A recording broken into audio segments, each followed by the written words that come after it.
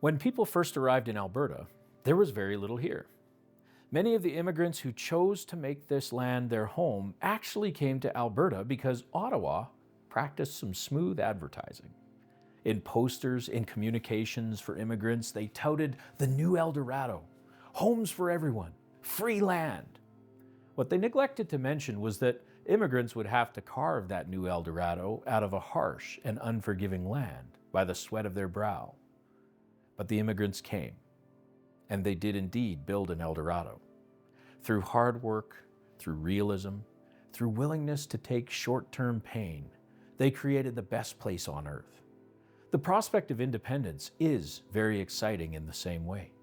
The idea of casting Ottawa loose, of freeing ourselves from Pierre Elliott Trudeau's flawed vision of Canada gives us hope for the future. Amid that hope, however, we must ensure that we keep ourselves grounded in reality, and we look to our forebears for the approach that we should take. Some things we're going to be able to fix quickly when independence happens. We can alter the criminal code to ensure that criminals are truly punished for their deeds. What a novel concept. So that rapists and murderers experience the consequences they deserve. How foreign. We will no longer have to worry about the Canada Health Act holding back our ability to make the best government health care in the world. We'll be free of useless and costly regulations, misguided environmental legislation that doesn't even help our environment. We can even have a plastic straw once more. Once we complete the process of separation, there's many things that may be done to benefit the hardworking people of Alberta. Independence, however, won't be all sunshine and roses. There are a lot of things that have to be built from the ground up if we're going to be an independent nation. These things won't happen on their own, and they won't happen overnight. Whether they do it well or poorly, there are many areas that Ottawa has responsibility for within our country. We have to build and replicate each of those systems, or at least most of them. We can determine if some can be left off. And hopefully we will do it with much less waste and corruption than we currently experience.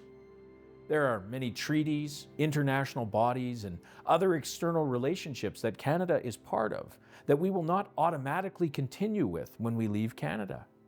Each of these relationships will have to be forged anew, with no guarantee that it'll be simply solved or smoothly dealt with. There could be some discomfort. There could be uncertainty in some areas of our life, and it's important that we acknowledge this fact and prepare ourselves for reality. One of the biggest reasons why people don't make changes in their lives is because of the potential for difficulty that people see on the other side of the change. Yes, this might be bad, but what about the other side? Better the devil I know than the devil I don't.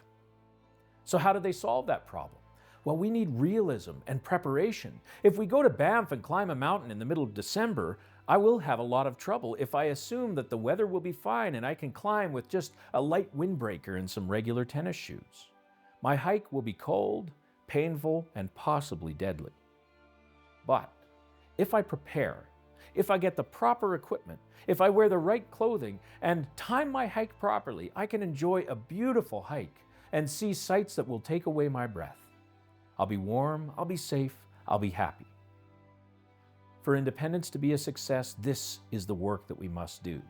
We can't merely talk about the ways life will improve and all the freedoms we will have. These things are true, but we also must acknowledge that there will be some pain. There will be some work. There will be difficulties to overcome. And just as in the past when the first people came to make a new land in the great wide West, if we don't roll up our sleeves and work hard, independence could be a failure. If we're not prepared to make some sacrifices to build a better tomorrow for our children, then we will see our country fall apart. There will be years of difficulty as we transition from the broken relationship with Ottawa to the freedom of being masters of our own house. But the difficulty will be worth it if in the end we finish with a beautiful place and functional government. If we work hard, if we follow the example of our ancestors, if we build, sacrifice, and hope, then we can make a country that's truly the best place on earth. The future of Alberta will be in our hands, and the success or failure of our future will depend on our will to overcome any problem without losing hope or failing each other. I think Alberta has what it takes. I think if we work hard, we can accomplish great things, even if it is hard.